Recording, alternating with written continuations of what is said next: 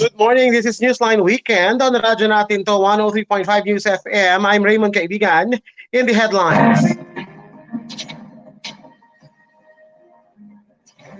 local transmission of Omicron subvariant Arcturus in the Philippines is likely according to the Department of Health. The Supreme Court junks Makabayan Bloc's petition versus Maharlika Fund bill. The Muntinlupa Court also acquits De Lima's former driver in drug case.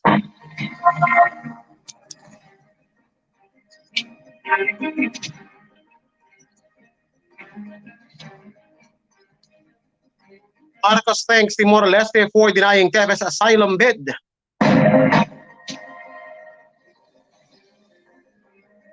Marcos eyes Philippine-Vietnam agreement amid maritime disputes. The Philippines is confident to resolve issues with Kuwait over visa issuance suspension.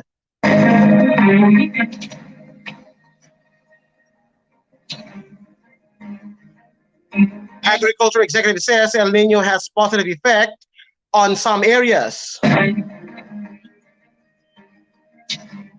Australian foreign minister to make four-day official visit to the Philippines.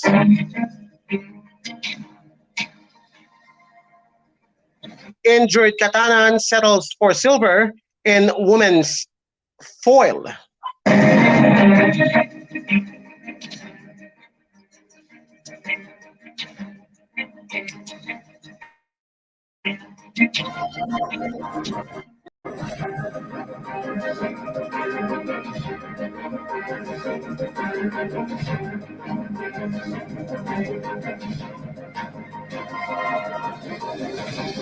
The details.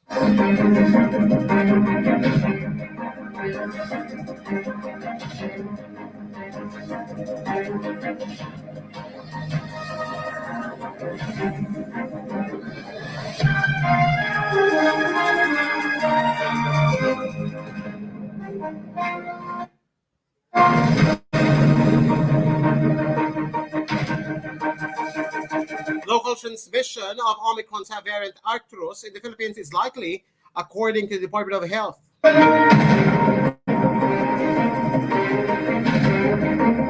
Local transmission is likely of the COVID-19 Omicron subvariant XBB.1.16, otherwise known as Arcturus, as total cases rose to 4.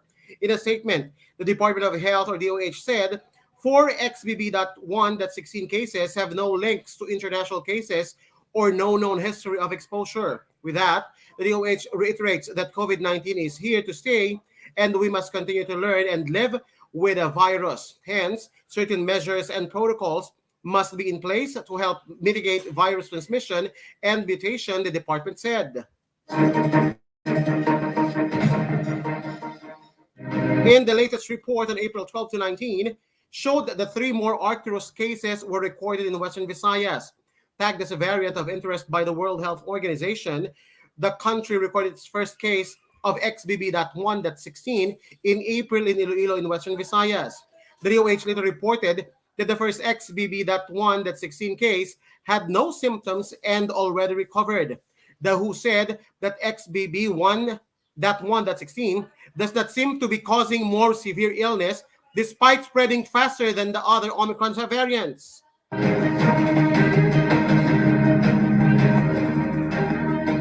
However, the department reminds the public that the symptoms of the said variant remains to be mild. The DOH said, in general, COVID-19 exhibits flu-like symptoms such as fever, cough, fatigue, loss of taste or smell, sore throat, headache, body pain, diarrhea, among others. The DOH reports also noted that a total of 159 infections are XBB cases. Aside from the 3 XBB.1.16 cases, there were also 72 cases of XBB.1.9.1, 35 XBB.1.5, and 13 from XBB.1.9.2. There were also cases of the BA.2.3.20 variant, 1 case of the BA.5, 13 cases of other Omicron variants, and 1 case of other COVID-19 lineages. The health department again reminded the public to follow minimum health protocols and take the COVID-19 vaccine.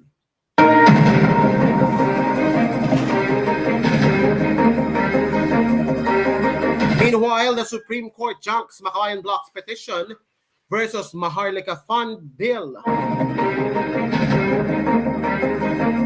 The Supreme Court on Friday, May 12, dismissed what is called a premature petition that challenges the constitutionality of the proposed Maharlika Investment Fund and its hasty approval in the House of Representatives. In a 5-page resolution, the High Court said there was no case of controversy ripe for adjudication since no laws has been passed. The proposed sovereign wealth fund hurdled the House in December 2022 but remains pending in the Senate. Constitutional questions may not be presented to the court at an inopportune time. Prematurely adjudicating issues in a judicial forum despite a bare absence of facts is presumptuous and would result in the court issuing a mere advisory opinion, the resolution read.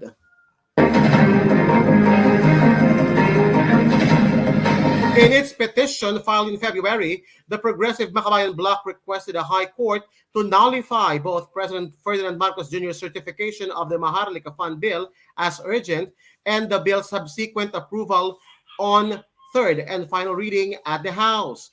The petitioners had argued, citing the Constitution, that the presidential certification of urgency must only be exercised in a clearly exceptional situation of public emergency or calamity.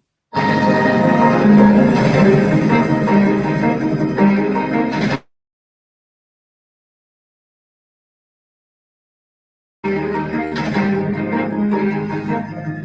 Makabayan Bloc also insisted that the bill was railroaded so much that when the heavily amended bill was approved on final reading 3 hours after it was passed on second reading, lawmakers voted without a final copy of the bill. The first bill on the Maharlika Fund was introduced in the House on November 28, 2022, and was fully approved by the House after 17 days, an unusual speedy pace for a measure that was not a carryover from past Congresses. The approved House bill seeks to establish a sovereign wealth fund whose seed capital amounting to 110 billion pesos would come from dividends of the Bangko Sentral ng Pilipinas, as well as investable funds of the Land Bank of the Philippines and the Development Bank of the Philippines. But the current Senate version, which has yet to reach the plenary, is different. Upon creation of the Maharlika Investment Corporation, 125 billion pesos in common shares will be subscribed by Land Bank, DBP, and the national government. Critics expressed fears about the proposal, citing corruption and investment risks. and economic challenges.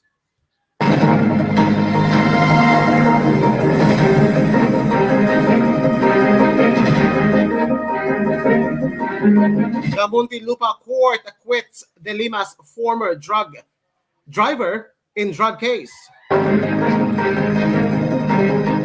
A Muntinlupa court on Friday acquitted Ronnie Dayan, the former driver and bodyguard of ex-Senator Laila De Lima, who was also accused in one of the latter's remaining drug cases. Sinabi ng korte, reasonable doubt based po doon sa recantation nung witness na si Mr. Rafael Ragos, Heidi Sariano, lawyer of Dayan, told reporters on Friday, referring to the former Bureau of Corrections chief, Rafael Ragos, to backtrack his allegations against the former lawmaker.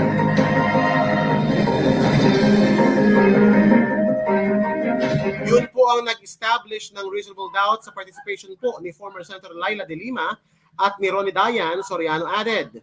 The Muntinlupa Regional Trial Court Branch 204 on Friday acquitted De Lima and Dayan on their alleged involvement in illegal drug trade inside the New Bilibid prison. The former senator was accused of benefiting from the drug trade with the money used to finance her senatorial bid in 2016. Dayan was accused of collecting drug money from De Lima, which he denied. In 2022, Ragos recanted his allegations, saying he was forced to execute affidavits implicating De Lima in the illegal drug trade in the NBP as he received threats being detained. On the remaining drug case filed before Muntinlupa RTC Branch 256, Soriano said the camp has also applied for bail and is just waiting for its resolution. In 2022, the Office of the Ombudsman also dismissed the bribery complaints logged against De Lima and Dayan for lack of probable cause. This was in connection with their alleged conspiracy to extort money from self-confessed drug dealer Karen Espinosa in exchange for protection of his illegal trade.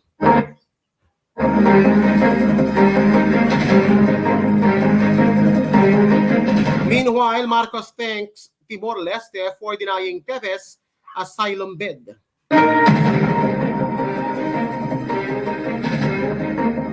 President Ferdinand Marcos Jr. thanked Timor-Leste for denying embattled Negros Oriental Representative Arnolfo Teves' request for political asylum.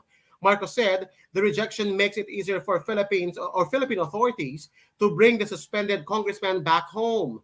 In denying his request for political asylum, then we are going closer in the case to bring him back home to face the allegations that have been made against him. But again, we thank you for your very quick response in that regard, the president told Timor-Leste Prime Minister Taur Matan Ruak during their bilateral meeting on the sidelines of the 42nd Association of Southeast Asian Nations Summit in Indonesia. With the lawmakers' asylum bid denied, Marcos again urged Teves to return to the Philippines. Come home, that's the best advice I can give him. Come home, the chief executive said. Teves has been tagged as the alleged mastermind in the murder of Negros Oriental Governor Roel Degamo. He was slapped with a 60-day suspension in March for failing to return to the country from his medical treatment in the United States after his travel authority expired. His suspension ends on May 22.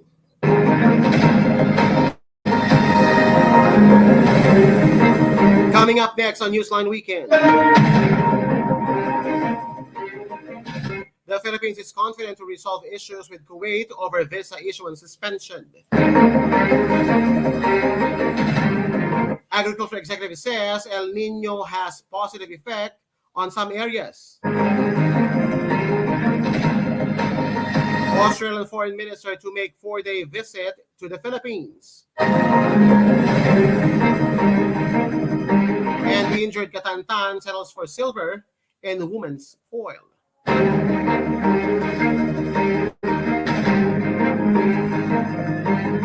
You're still tuned into Newsline Weekend. We will be right back after the break.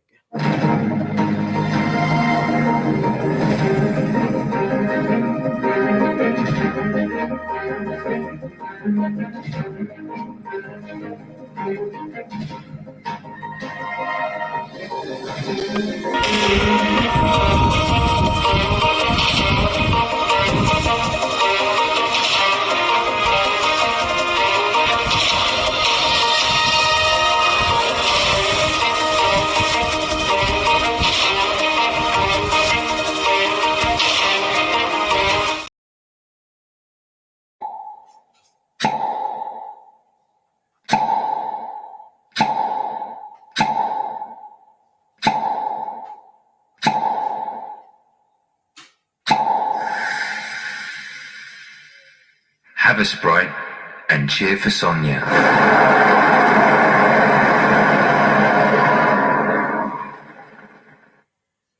Knock knock! Who's there? Akong maba. Ako mabaho? Mabaho! Amoy ang heat, ang damit. Summer bomber. Enjoy tag-init, minus ang heat. Magbangong buhay na this summer. Use Downy with all-day kapit bango technology. Knock knock! Who's there? Ako mabang. Ako mabango! Mabango! Magbangong buhay na. Wag juicy. Lahat Downy! Tapang lang? Kulang yan. Sa ating bagong mundo, kailangan ng kapeng may pang at di susuko. Kaya dito ka na sa bagong Nescafe Original. Dinagdagan ng kape ang previous recipe. Kaya kapeng-kape ang sarap at aroma. Mula unang langhap hanggang huling higop. Para sa dagdag tapang sa bawat pagbangon. Tikman na ang bagong Nescafe Original. May tapak na di susuko. Para sa damit na ka-bloom sa bango, subukan ang Charm Fabric Conditioner.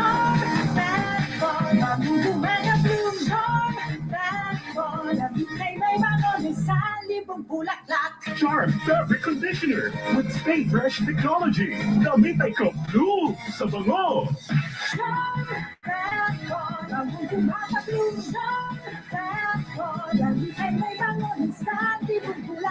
Charm Fabric Conditioner, manufactured by ACS Manufacturing Corporation, ISO certified, world-class quality. 24 hours under protection and shield back so, shield back so. 24 hours under protection and shield back so, shield back so.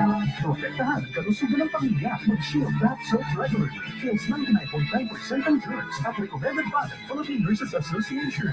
Shield back so, shield back so. Shield. Galit sa sakit, may malasakit. Shield Bath Soap. Manufactured by ACS Manufacturing Corporation. ISO certified. World-class quality. Mabili nga ng dishwashing liquid. Yung kalamansi, ha? 1,000 pesos. What? Kasama doctor's fees at antibiotic. Mrs. Kapag kalamansi dishwashing liquid at hanap mo, dapat smart ka. Smart dishwashing liquid. Mapakalamansi o lemon man, parehong may antibac. May double tanggaling formula. Tanggal galing ang sebo at bakterya. Ito na ako sa kalamansi. Ay, Atibac, Smart Dishwashing Liquid. Tanggalin-galing. Smart dishwashing liquid. Manufactured by ACS Manufacturing Corporation. ISO certified. World-class quality.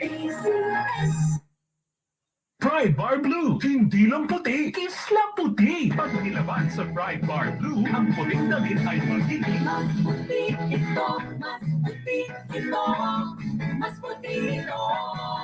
sa Pride Bar Blue. Pwedeng hindi na ako pantina ay milk o bleach dahil ang Pride Bar Blue ay may power widener na nanunuot sa bawat himla. Kaya ang damit ay kisla puti at mandayan mo sa kamay. Puti ito, mas puti ito, mas puti ito. Pride Bar Blue with power whitener. Hindi lang puti, kisla puti. Pride Bar Blue. Manufactured by ACS Manufacturing Corporation. ISO certified. World-class quality. Oh, papaya, white rose papaya, yeah, yeah, yeah. Oh, puti ka in 7 days, oh yeah, yeah, yeah, yeah, yeah, yeah. White rose papaya, new white rose papaya. May double whitening ng papaya extracts and vitamin B3. Clinically proven magpaputi in as early as 7 days with regular use. Oh, puti ka, white rose papaya, yeah, yeah, yeah, yeah. Papaya puti, papaya fast. White rose papaya with vitamin B3. Manufactured by ACS Manufacturing Corporation. ISO certified world-class quality. Starbucks Swags. Starbucks Swags. Always remember, sa pag-ibig, pakitawin ang salit. Mrs. Starbucks Swags. Kitang natin naman. Starwax, ang #1 floor wax ay waterproof formula. Buhusan man ang tubig, balik tabang sahig. Starbucks Swags. Kitang natin naman. Star Wax Floor Wax, manufactured by ACS Manufacturing Corporation, ISO certified, world-class quality. Ang unique toothpaste may maximum fluoride protection laban sa cavities. Maximum fluoride protection. Unique toothpaste. Protektado ang ngiti. Unique toothpaste. Laban sa tooth cavities. Unique toothpaste. Alaga ditong family. Unique toothpaste. Unique toothpaste. Maximum fluoride protection. Unique toothpaste, maximum fluoride protection with regular use. Manufactured by ACS Manufacturing Corporation, ISO certified, world-class quality. Sa Pride Anti-Bac Detergent, linis ang labada, knock out ang bakterya. Stop ang germs sa Pride with Antibac. Linis ang labada, knockout ang bakterya. Ang Pride Anti-Bac ay may germ knockout action. Kills 99.9% of germs sa damit ng pamilya. Stop ang germs sa Pride with Antibac. Linis ang labada, knockout ang bakterya. Pride Anti-Bac Detergent. Manufactured by ACS Manufacturing Corporation. ISO certified. World-class quality. Shield Bath Soap. Galit sa sakit at may malasakit. Ang Shield Bath Soap ay recommended ng Philippine Nurses Association. Di biro maging nurse, dapat marunong sa sakit at marunong mag-alaga. Yun bang may malasakit? Kaya pagdating sa bathsoap, hanap ko tulad ko, lalo't may pamilya ko. Kaya ang gamit ko, Shield Bath Soap. Galit ito sa sakit na dulot ng germs. May antibacterial na pareho ng sa leading brand. At may malasakit sa skin dahil may shea butter moisturizer. May malasakit din sa budget dahil super affordable. Kaya naman recommended ito ng Philippine Nurses Association. Shield, galit sa sakit, may malasakit. Shield Bath Soap, manufactured by ACS Manufacturing Corporation. Siri Miranda po. At Chito Miranda. May kakitahin si Chito para sa free patikas ninyo. Tulong para may laban ng katawan.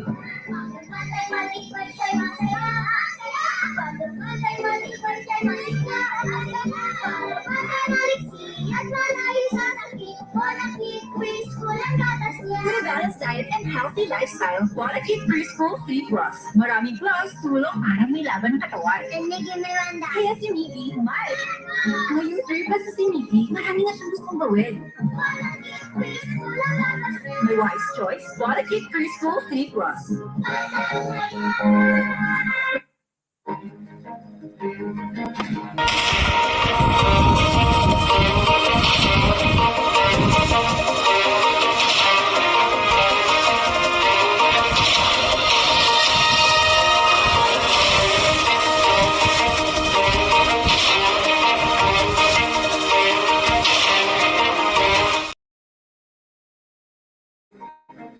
You're still tuned in to your weekend news fix. This is Newsline Weekend.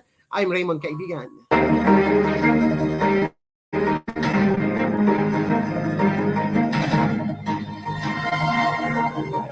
Marcos eyes Philippine-Vietnam agreement amid maritime disputes. Talks between the Philippines and Vietnam are set to begin in pursuit of an agreement on recent maritime disputes, President Ferdinand Marcos Jr. said on Thursday. The president made the statement after the Philippine Coast Guard reported the Vietnamese vessels were previously seen in Sabina and Ayungin Shoal with 20 other Chinese vessels. He said he discussed the matter with the Vietnamese Prime Minister Pham Minh Chinh and pitched that talks be initiated to reach an agreement and avoid any problems. Nag-usap kami ng Prime Minister, we have to find a way, Marcos told reporters. Sabi ko, huwag yung ganito na nag-aano tayo, mag-usap tayo ng mabuti. That's why I have asked other foreign ministers, ating foreign secretary and then the foreign minister of Vietnam to begin developing the talks so that we can have an agreement na hindi na siguro magkakaproblema ng mga ganyang klase, he added. The chief executive earlier pushed for all parties concerned to follow the 1982 United Nations Convention on the Law of the Sea and prevent the South China Sea from becoming a nexus for armed conflict. He directed the Foreign Affairs Department and the PCG to map out the Philippines' fishing ground in the West Philippine Sea, which will later be presented to China.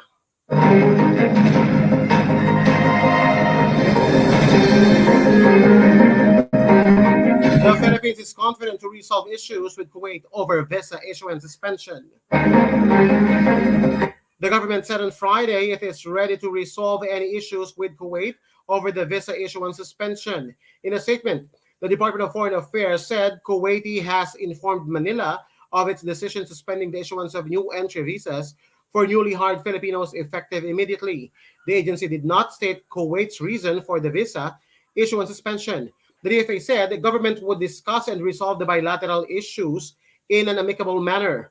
In this case of Kuwait, we are confident that with our friendly relations and strong people-to-people links, we shall be able to find a mutually satisfactory solution that will take into account the need to provide maximum protection and provide to justice for all our nationals working in the country, it said. Meanwhile, the Department of Migrant Workers expressed its readiness to aid affected Filipinos in Kuwait. The department also said it is working closely with the DFA and the Philippine Embassy in Kuwait, as well as Philippine recruitment agencies in Filipino communities in addressing the situation. The DFA said around 290,000 Filipinos live and work in the Gulf state.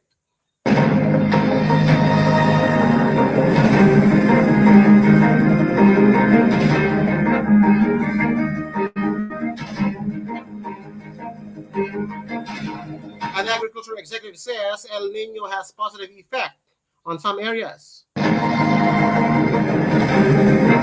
The Department of Agriculture on Friday said it has prepared to counter the impact of the looming El Nino phenomenon on rice production. Measures have been put in place to mitigate the effects of the dry spell on food production. Agriculture Undersecretary Leocadio Sebastian said in Malacanang press briefing. An agriculture group earlier warned that El Nino may lead to a rice crisis in the country as rice-producing areas suffer dry spells or outright droughts. Sebastian, however, said El Nino may also have a positive effect on the rice-producing areas and that the DA is assessing the areas that could be negatively or positively affected.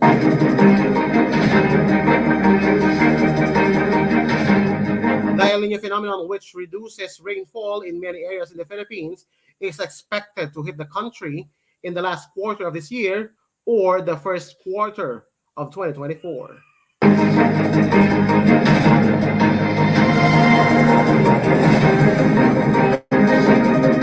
Australian Foreign Minister to make 4-day official visit to the Philippines. The Australian Minister for Foreign Affairs and the government leaders in the Senate, Penny Wong, will embark on a 4-day official visit to the Philippines next week. In a statement, the Philippines Department of Foreign Affairs said Wong's trip in the country from May 16 to 19 was upon the invitation of Secretary of Foreign Affairs Enrique Manalo. Manalo and Wong on May 18 will discuss a broad range of issues of mutual interest, including defense and security partnership, development cooperation, trade and investment, and people-to-people ties, the DFA said.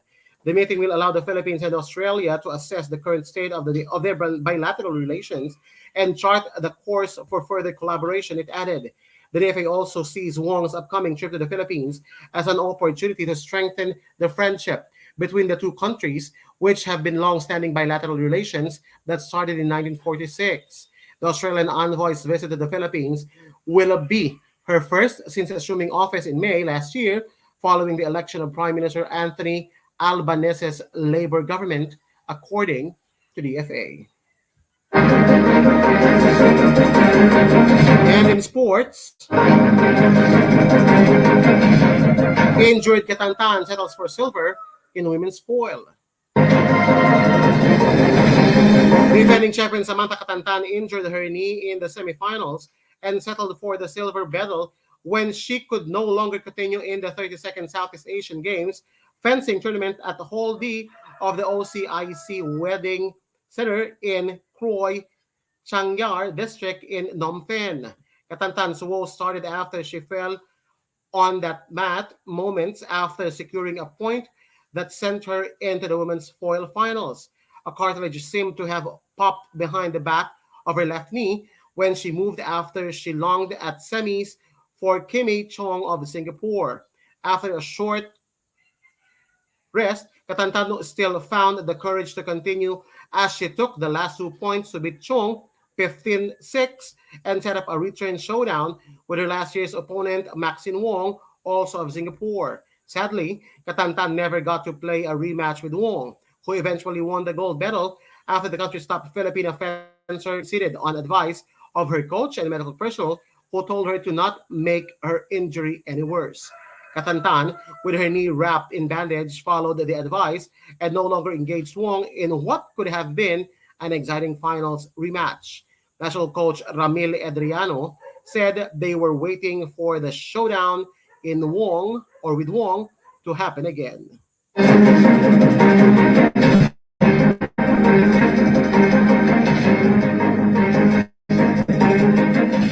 A quick roundup of today's headlines. Local transmission of Omicron subvariant Arcturus in the Philippines is likely to happen, according to the DOH. Muntinlupa court also acquits De Lima's former driver in drug case. Supreme Court junks Makabayan's block petition versus Maharlika Fund bill. Marcos thanks Timor-Leste for denying Tevez asylum bid. Marcos eyes Philippine-Vietnam agreement amid maritime disputes. Australian Prime Minister or Foreign Minister to make 4-day visit to the Philippines. The Philippines is confident to resolve issues with Kuwait over visa issuance suspension. Agriculture executive says El Nino has positive effect on some areas. And injured Katantan settles for silver in women's foil. And those are the stories making headlines today, May 13, 2023. For Newsline Weekend, I'm Raymond Kaibigan. Keep it here on Radyo Natin to 103.5 News FM. Good morning.